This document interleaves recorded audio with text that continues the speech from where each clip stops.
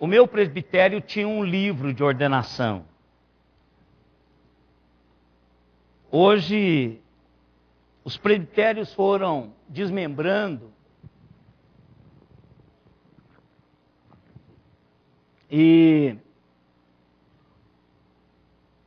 porque se tornaram grandes e os presbitérios foram tornando cada vez mais pequenos. E com isso, aqueles pastores mais antigos, pastores que traziam a bagagem histórica de muitos anos, que zelavam pela maneira séria do pastorado, foram ficando e aposentando, e hoje já não existe mais esse livro. Eu não sei se no seu presbitério teve esse livro, meu irmão. Não teve também. Na minha carteira de ministro tem o número de ministros ordenados pelo presbitério do Triângulo Mineiro. E naquele livro tinha uma declaração que todo ordenando, após a prédica, após toda a liturgia da ordenação, ele tinha que subir ali no púlpito, ler aquele livro, e depois ele descia, ajoelhava-se, e as pessoas que estavam ali para ordená-lo, o ordenavam. E uma das coisas que eu trouxe comigo, e toda vez que eu vou falar sobre ordenação, eu uso algumas dessas coisas. Mas uma coisa que tremeu o meu coração naquele dia, e que treme agora, não na mesma intensidade devido aos quilômetros rodados, mas o mesmo temor e o mesmo tremor diante daquelas palavras, acontece comigo hoje da mesma maneira. Aquela declaração começa da seguinte maneira, porque é uma declaração individual, cada pastor está lá o nome dele naquele livro. Então começa assim: eu, Ezequiel Osanan dos Santos, prometo, diante de Deus Pai, Deus Filho e Deus Espírito Santo, cumprir, amar, divulgar a realidade que creio absolutamente na sua palavra, como única regra de fé, absoluta, inerrante, infalível, digna de toda aceitação e pela qual nenhum homem irá ao Senhor sem obedecê-la, e nenhum pregador permanecerá sem ser fiel a ela. Eu prometo pregá-la com todas as minhas forças. Eu prometo honrar essa palavra e o Deus da palavra com toda a minha vida. Prometo também respeitar a exposição fiel das Sagradas Escrituras pela constituição de fé, pelos catecismos maior e menor. Eu prometo ser fiel à Igreja Presbiteriana, enquanto esta for fiel à palavra de Deus. E aí descia e ia ser ordenado. Isso tem pesado ao meu coração muitas vezes, porque eu prometi fazer isso. E às vezes, como eu disse quarta-feira passada e repeti hoje de manhã, às vezes a nossa teoria, ela é teísta, mas às vezes a nossa prática é ateísta. Às vezes nós cremos numa realidade, mas quando nós puxamos essa realidade para a prática, aí é outra coisa. Ou às vezes nós cremos para o outro, nós não cremos para nós mesmos. Quando eu falo em orar por alguém, eu estou dando àquela pessoa uma possibilidade do quadro em que ela está, ou que está caminhando para lá, desse quadro pode ser mudado pela oração que eu faço.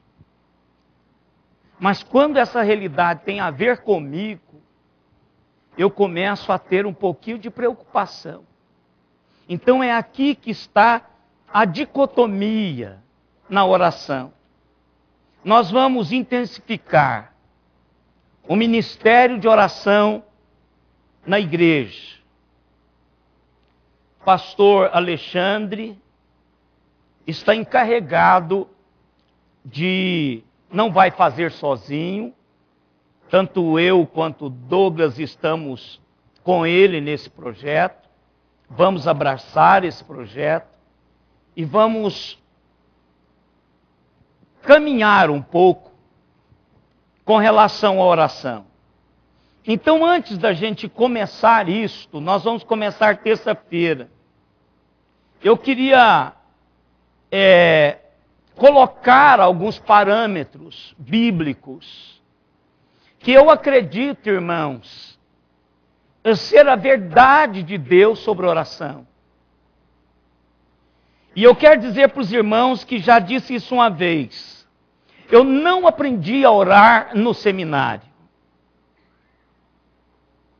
Quando eu fui para o seminário, eu já sabia orar. Quando eu fui para o seminário, eu já sabia que esse Deus era um Deus que podia ouvir a oração e respondê-la.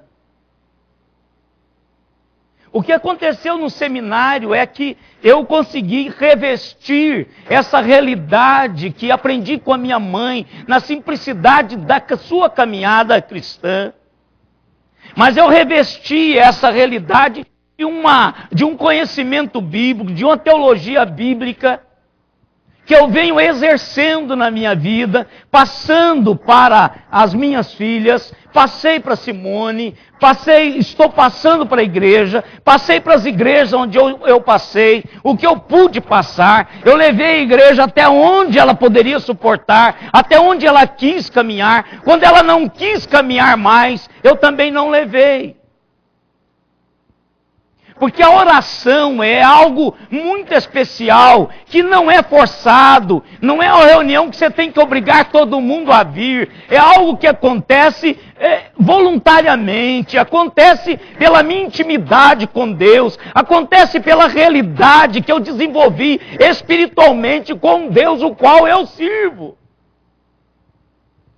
E tem a ver com o conhecimento que eu tenho da ação desse Deus. E esse conhecimento é pautado na sua palavra. Então eu quero passar algumas realidades.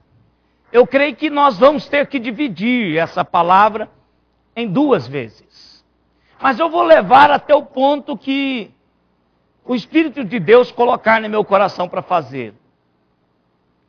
Mas eu quero convidá-los a abrir as suas Bíblias no capítulo 3 de Efésios. Carta de Paulo aos Efésios é uma carta à igreja. Paulo escreve Efésios para que essa carta fosse lida não só para a igreja de Éfeso, mas que essa carta fosse lida pela a Ásia toda, e agora está sendo lida, estudada, explanada para todo mundo que tem a palavra de Deus na sua própria língua. Então aqui está Paulo orando. E eu gosto do título da Sociedade Bíblica que diz assim, Paulo ora novamente. Eu gosto disso porque isto mostra que Paulo, na sua caminhada pastoral, ele era um homem de oração.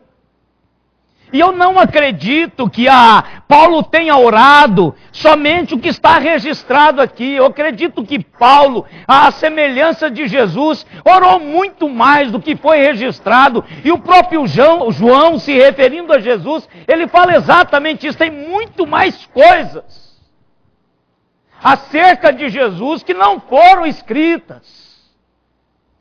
Muito mais coisas que Deus fez através de Jesus que não foram escritas. Muitas vezes Paulo também orou que não foram escritas suas orações. Mas esse texto me mostra que Paulo era um homem de oração.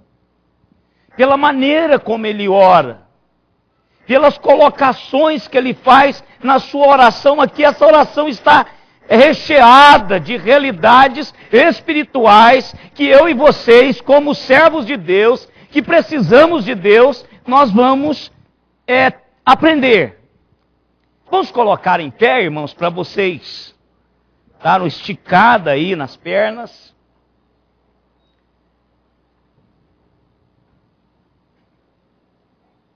Capítulo 3 de Efésios, verso 14 ao verso 21.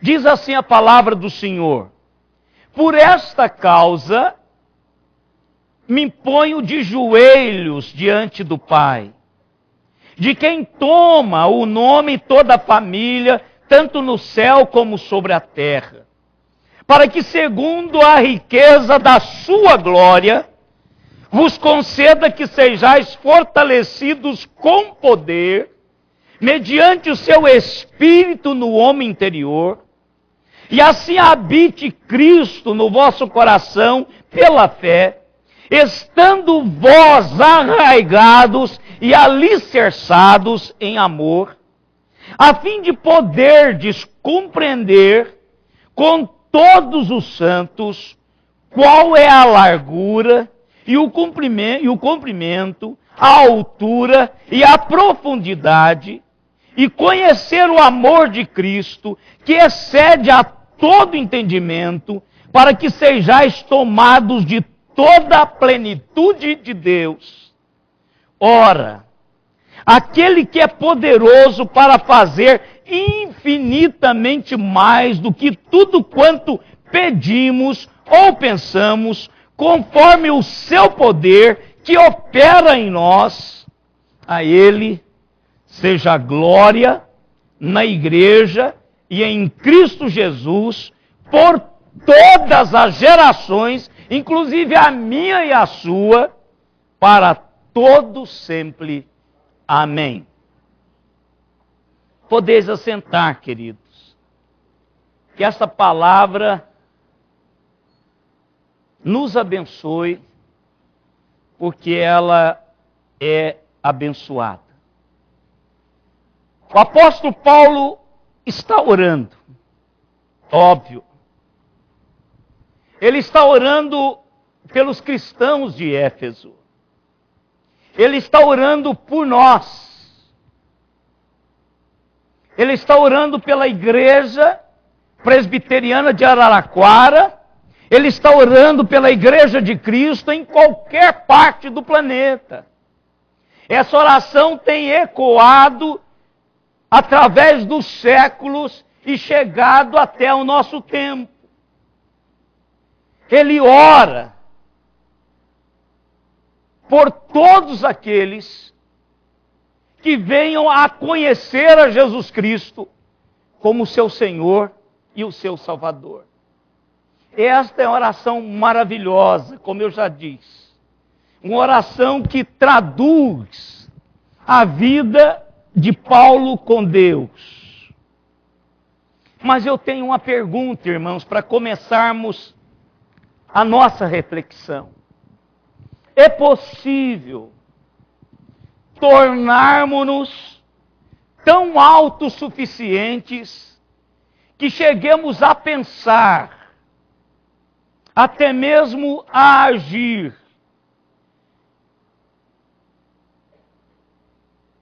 como pessoas que realmente não precisam mais de Deus? É possível?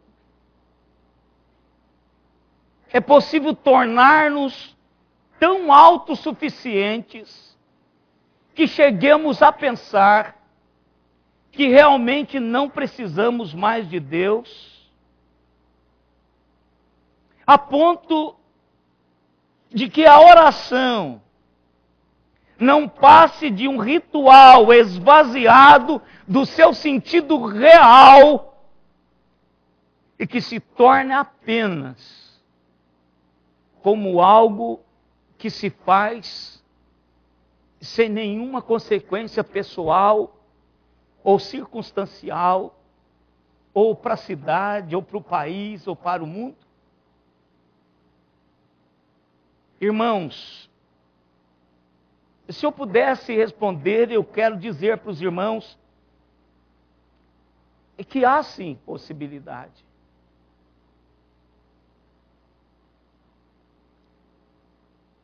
Eu tenho medo, irmãos, que do jeito que nós estamos caminhando como seres humanos, essas tecnologias à nossa disposição, os recursos que nós temos em todas as áreas, vai tolir-nos desta realidade de dependência de Deus. E a oração tem muito a ver com a dependência de Deus. Vamos pensar um pouquinho comigo agora, vamos pensar em algumas realidades. Por exemplo, alguém adoece na sua casa, qual é a primeira reação nossa? Sem espiritualizar, não espiritualize, diga no seu coração o que você faria. Tiraria o carro da garagem, punha no carro e levava para o pronto-socorro.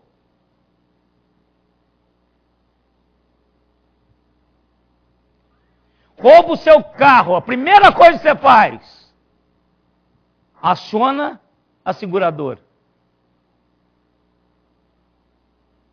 Aciona a seguradora. Chegam visitas na sua casa, o que você faz? É a visita inesperada, não tem lá no freezer, não tem nada, o que você faz? Vai, corre ao Extra e compra o que precisa. O Extra é 24 horas. Se faltar dinheiro, você recorre ao cartão de crédito. Se tem alguma dificuldade relacional, nós procuramos conselheiro. Assim, irmão, você pode pensar de todas as áreas. Eu gosto de acompanhar o Canal Rural. Toda pessoa que está para plantar está com a semente no galpão e o adubo está lá no galpão, mas só vão plantar depois da segunda quinzena de outubro, é aonde começa. O Canal Rural já começa a dizer que terão em determinadas regiões água, chuva suficiente, uma quantidade suficiente de água que podem jogar a semente no solo. O Claudinei, a Marcela, o Renato, que trabalham na área, são engenheiros agrônomos, eles estão ligados a esse negócio. Então, quem indica são os estudiosos que vão dizer quando vai chover. Eu tenho certeza, irmãos, que a maioria que está aqui nesta noite, eu queria dizer assim, a totalidade absoluta. Mas de verdade eu não sei se isso é verdade prática no seu dia a dia. Mas eu quero dizer para os irmãos que nós precisamos de Deus. Todo o tempo. Porque a cada semana nós estamos aqui. A cada semana nós nos reunimos no nome do Senhor. A cada semana nós cantamos hinos e canções espirituais em louvor e adoração ao Senhor. Nós nos unimos em torno da sua palavra. Essa palavra, ela é exposta, ela é explanada, ela é explicada com o máximo de fidelidade. Claro que seguindo as nossas limitações próprias, cada um de nós pregadores, nós oramos.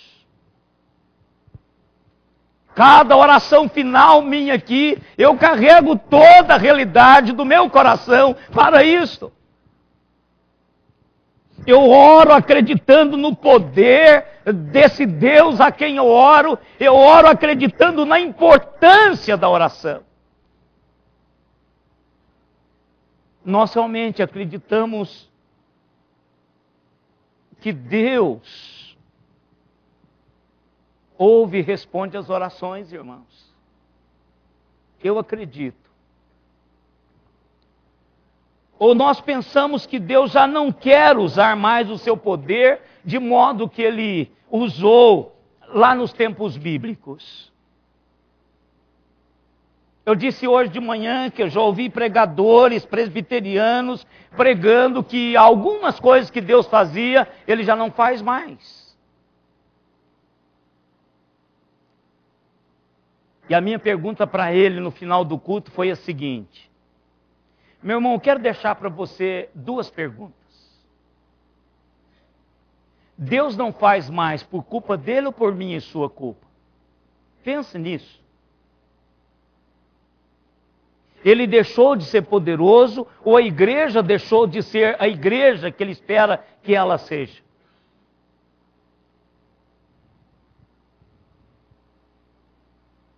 Amor e Morte, o de Allen.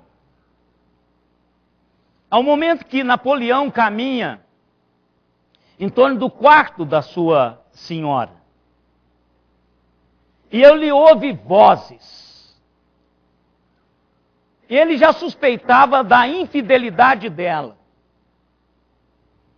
Ele vinha questionando sobre a sua fidelidade.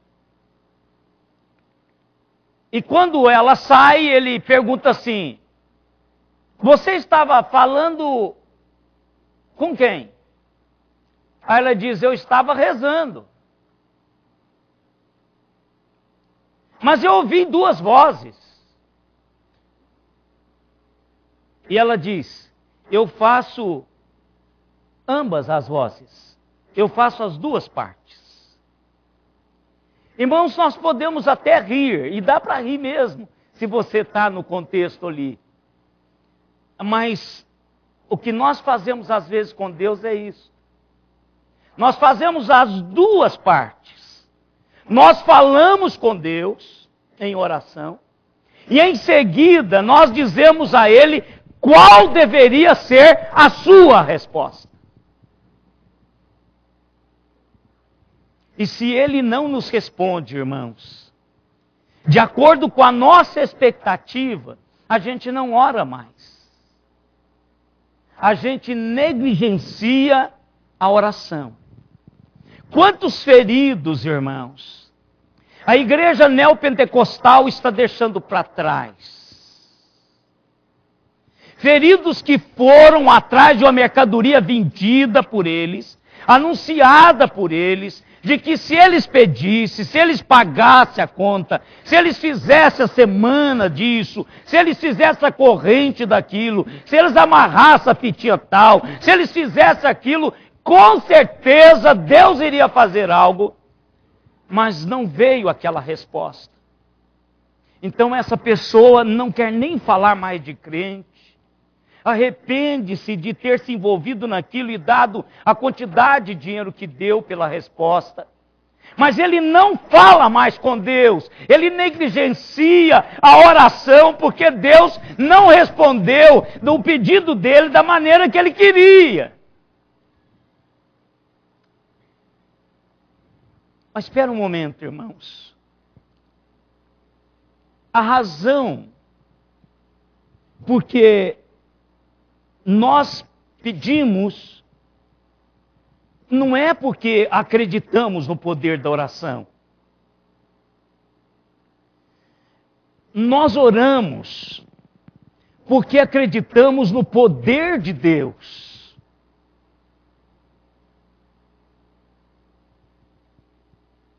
O ato de orar é como se fosse o gatilho desse poder de Deus entrar em atividade. Não é oração poderosa, é Deus poderoso. Não é o pastor, o bispo, o apóstolo, o reverendo, o evangelista, a irmã, o irmão poderoso em oração. É o Deus a quem nós oramos que é poderoso. Acreditamos que Ele é o Deus Todo-Poderoso. E eu acredito, irmãos, como acreditava quando fui ordenado, de que Deus não colocou o seu poder em stand-by para que ficar lá piscando sem nenhuma atividade. Eu acredito até hoje, como acreditava antes de ir para o seminário, que o poder de Deus está disponível, totalmente disponível à sua igreja hoje. Porque a Bíblia diz assim, irmãos. Mas eu creio, irmãos, que esse poder reside nele, não em pessoas, não em igrejas, mas reside única e exclusivamente em Deus. Porque a sua palavra diz no Salmo 115:3, no céu está o nosso Deus, e tudo faz como lhe agrada. Deus faz somente. Deus faz tudo o que a Ele agrada. Presta atenção, irmãos. Ele não precisa do nosso voto e nem espera por nosso veto para fazer alguma coisa. Bem contextualizado, né, Nascimento, esse negócio aqui. Ele não precisa do meu voto para ele fazer alguma coisa e nem espera pelo meu veto. Deus, Ele é todo-poderoso e reside nele o poder para responder, ouvir e responder a nossa oração. Até mesmo o rei Nabucodonosor sabia que o Deus de Israel tinha esse tipo de poder, porque ele declarou em Daniel capítulo 4, verso 35, ele diz, Ele faz, referindo-se a Deus, o que lhe agrada com os poderes do céu e os povos da terra, e não há quem lhe possa deter a mão, nem lhe dizer, que fazes? Deus faz o que lhe agrada. Então, irmãos, se vamos ter núcleos de oração, se vamos ter um ministério forte de oração, se vamos trabalhar isto na nossa igreja, efetivamente, a primeira coisa que eu preciso é perceber a grandiosidade de Deus. Porque senão daqui a um tempo, irmãos, ninguém quer ir para a reunião da irmã fulano de tal. Olha, eu quero ir para a reunião que o pastor Ezequiel está dirigindo, não quero ir para a reunião que o pastor Alexandre está dirigindo, eu não quero ir para a reunião que o Douglas está dirigindo. Aí você começa a achar, a igreja começa a achar que o poder reside num desses obreiros. Se eu quero pensar em oração, eu preciso começar a pensar na grandiosidade do poder de Deus. E aqui que entra o ponto.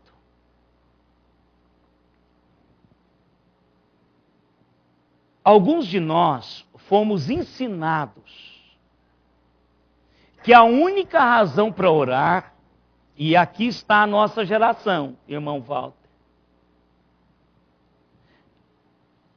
que a única razão para orar é mudar a nós mesmos. Quantos aqui já ouviram isso e já aprenderam isso e creem nisso? Levanta a mão. Que a única razão para orar, quando eu oro, é para Deus mudar a mim mesmo. Você não quer levantar a mão, né? Tem problema, eu levanto. Mas a Bíblia, irmãos, não ensina que esta é a única razão.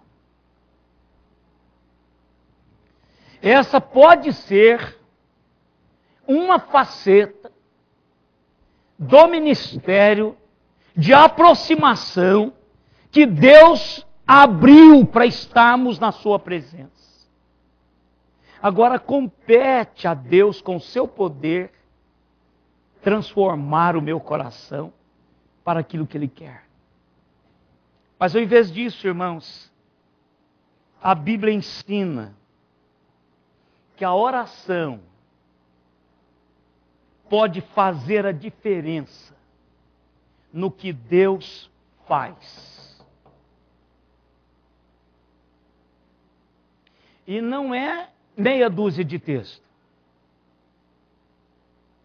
A oração pode fazer diferença no que Deus faz.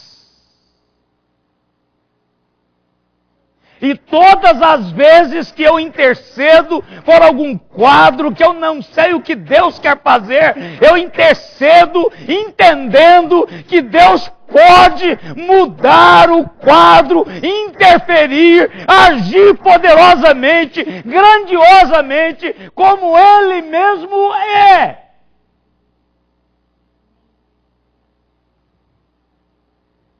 Mas a Bíblia também diz, irmãos, que a oração também pode ter um efeito em nossas circunstâncias. Que a oração pode surtir um efeito em nossa situação. E eu quero dizer para os irmãos que se eu acredito nessa grandiosidade de Deus, nessa soberania absoluta, que não pede e não precisa do meu voto e não espera o meu veto,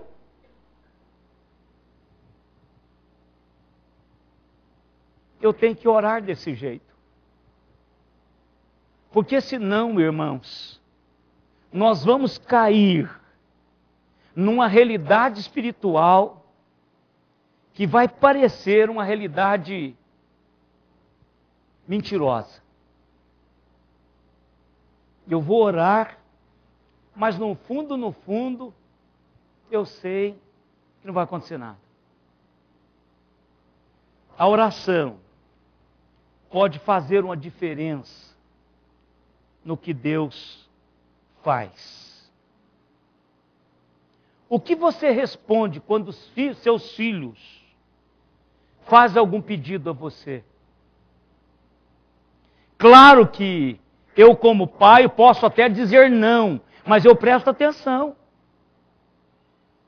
Jesus, referindo a isto, ele pergunta: se o seu filho lhe pedir pão, você vai dar um escorpião, uma cobra? Ele faz toda aquela maneira de trabalhar, e ele diz assim: então, se vós que sois maus, sabeis dar boas dádivas aos vossos filhos, muito mais Deus Deus é um Pai perfeito, irmãos. Ele é o Criador Todo-Poderoso, Ele sabe tudo sobre mim, Ele conhece as minhas intenções, Ele que me fez. Ele vem formatando-me desde quando eu nasci. Ele sabe tudo sobre mim. E a Bíblia ensina que a oração pode fazer diferença no que Deus faz. Por exemplo, irmãos, vocês se lembram quando o povo foi tirado, o povo de Israel, foi tirado do Egito, com sinais e milagres portentosos? Deus usou de uma maneira maravilhosa para tirar o seu povo do poder do Egito. Então, depois de passarem pelo mar, eles pararam no Monte Sinai. Enquanto Moisés estava lá na presença de Deus, tendo uma longa conversa, num colóquio espiritual com Deus, recebendo os 10 mandamentos, o povo lá embaixo ficou impaciente. E não tinha um líder forte. Arão não era um líder forte. Eu não queria ter Arão como meu pastor. Eu não queria ouvir Arão todos os domingos. Arão era fraco espiritualmente. Ter um líder que me deixa ir para longe de Deus, eu não quero essa pessoa como meu líder. Então Arão permitiu que eles tirassem as suas joias, derreteram-nas e derramaram o ouro líquido em um molde de uma forma de bezerro.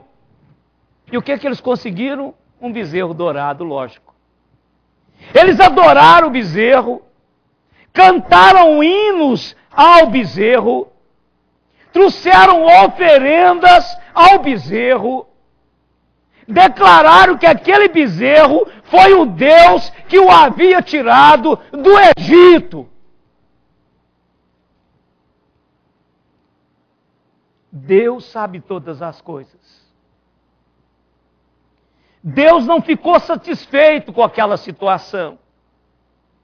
Ele disse a Moisés: tenho visto este povo, e eis que é povo de dura cerviz. Então Deus deu um comando a Moisés: agora, pois, deixa-me,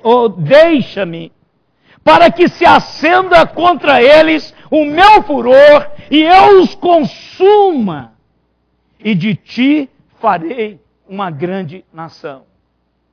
Ou seja, Êxodo 32. Eles iriam ser fulminados. Moisés seria a continuação do projeto de Deus. Embora, irmãos, Deus dissesse a Moisés para deixá-lo só, imediatamente Moisés começa a implorar a Deus que não destruísse o seu povo. Deuteronômio 9:18 nos fala que ele continuou implorando a Deus para Deus poupar o povo. Olha o verso 18.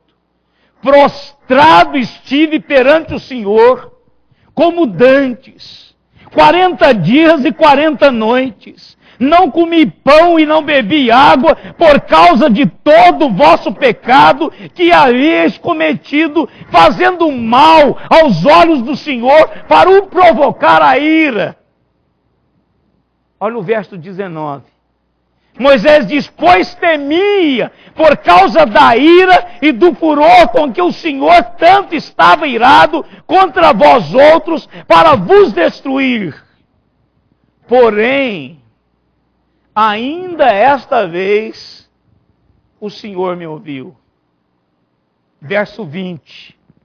O Senhor se irou muito contra Arão para o destruir, mas também orei por Arão ao mesmo tempo. Então o que aconteceu? Em Êxodo 32, 14 nos fala: então se arrependeu o Senhor do mal que dissera havia de fazer ao povo. Não é maravilhoso, irmãos, servir a esse Deus tão soberano,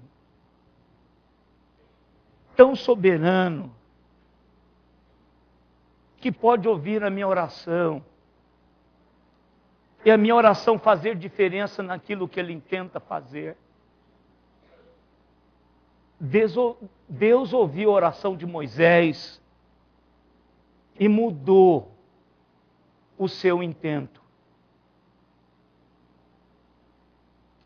Irmãos, Deus é soberano para fazer isso. Moisés era um líder daquele povo. Moisés conhecia a Deus em intimidade. Moisés sabia da grandiosidade de Deus. Moisés havia experimentado, aquilo estava impregnado na sua história. Então Moisés acreditou que ele poderia orar. Eu imagino Deus dizendo: desça, me deixe só, Moisés, eu quero derramar do meu furor sobre este povo. E Moisés se queda diante do Senhor. Um intercessor. E ele diz que não foi um tempinho, irmãos. Ele diz que passou mais 40 dias. Ele diz que ficou na presença do Senhor, que ele agora não levou nada no embornal, agora ele ficou em jejum na presença do Senhor, para que o Senhor movesse o seu coração de destruir o povo dele. Chama a atenção de Senhor, o Senhor não pode fazer isso. Olha as promessas do Senhor, o Senhor é o Deus da aliança, o Deus de Abraão, o Deus de Jacó, o Deus de Isaac. O Senhor é o Deus que prometeu esse povo a dar-lhe um lugar para morar, aumentar esses números, Senhor. A oração faz diferença, irmãos. Agora, depende, só Deus pode fazer isso. Mas Ele não diz que eu não posso orar. Não diz. A palavra de Deus está aqui para mim e para você entender como é que eu me procedo diante do Senhor. Eu posso orar para acabar com essa corrupção no nosso país, para que a justiça seja estabelecida, para que os corruptos vão para a cadeia de verdade e não fiquem brincando conosco. Eu posso orar por isso. Eu posso orar. Eu posso pedir que Deus interfira num quadro já existente. Porque Deus pode. Rei Ezequias. Deus falou a Ezequias através do profeta Isaías, dizendo para ele pôr a casa em ordem, porque certamente ele iria morrer. Palavra de Isaías, a palavra de Deus na boca de Isaías, era verdade espiritual. As pessoas acreditavam nisso. E é crível até hoje. Quando se lê Isaías, o judeu se arrepia. Aí Isaías vai lá e diz: meu rei, você vai morrer. Deus lhe deu um prazo, eu não sei qual é o prazo, você vai morrer. Eu tenho a impressão que ao tempo de você colocar a sua casa em ordem, você vai morrer. É uma palavra definitiva de Deus. Vai lá Isaías e diz para Ezequias que ele vai morrer. O que Ezequias faz, irmãos? Vira o rosto para a parede, abre o seu coração, e o texto diz: com inteireza de coração, ora seriamente, fervorosamente diante do Senhor.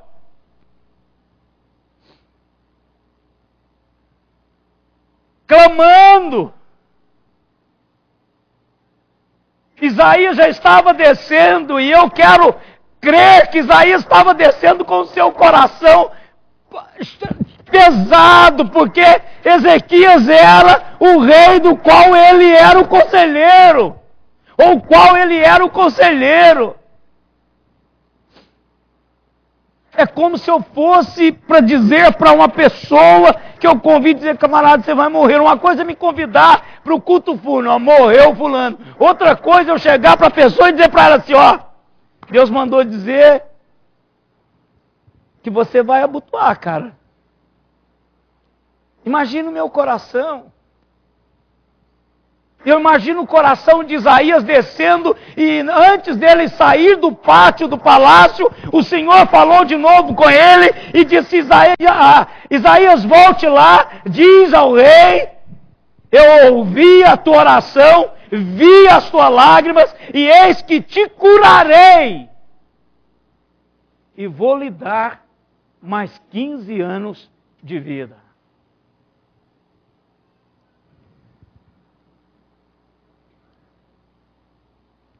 Como isso é fantástico. A oração, irmãos, pode fazer diferença naquilo que Deus faz. Agora, algumas pessoas dizem que Deus nunca muda, que Deus não muda a sua mente. Mas escute o que o próprio Deus diz por meio de Jeremias, capítulo 18, versos 7 e 8.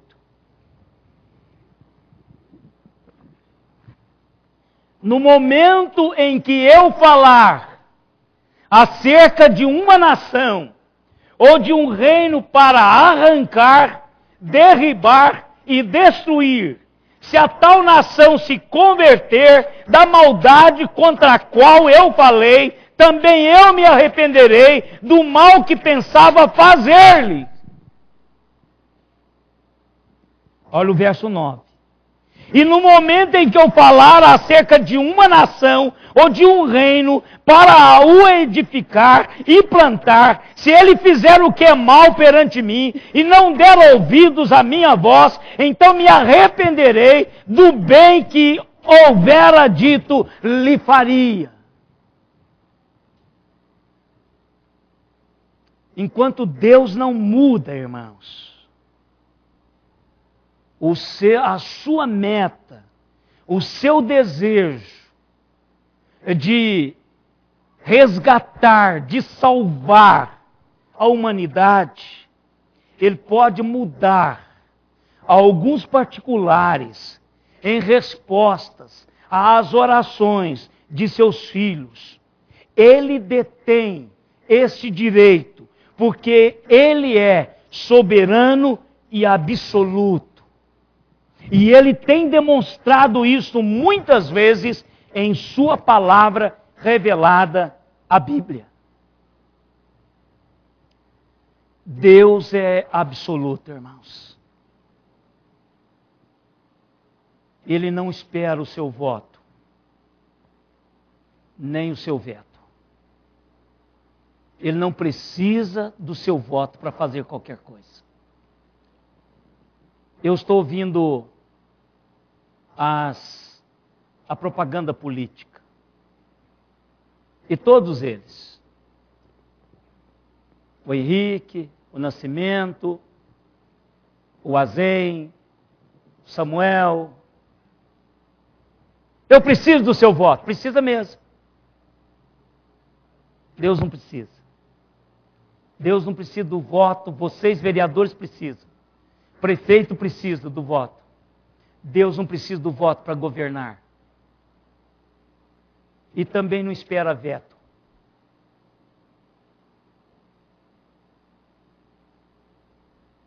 Alguém criticou a postura da presidenta com relação ao Código Florestal.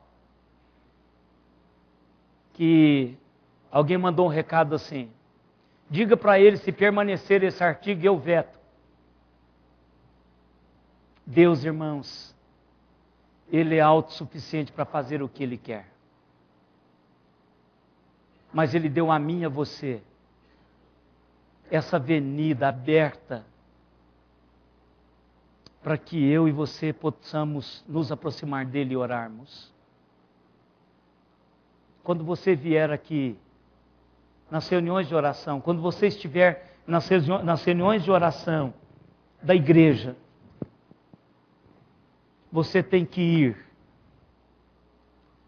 com a grandiosidade desse Deus no seu coração.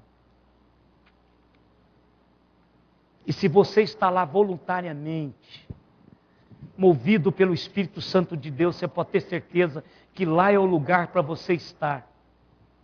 E que quando você orar, vai estar sincronizado à realidade espiritual desse Deus. Agora eu quero que você comece essa semana de oração com isso no seu coração. A oração faz a diferença naquilo que Deus faz. Não perca isso, irmãos, de vista. Nenhum de nós temos certeza do que vai acontecer. Mas nós todos temos um Deus que sabe o que vai acontecer. Aí você pode argumentar, mas Deus sabia de todas essas coisas. Por isso que eu estou orando a Ele. Porque eu não sei, nem cogito. Nem cogito. Então, desafio, irmãos, hoje à noite,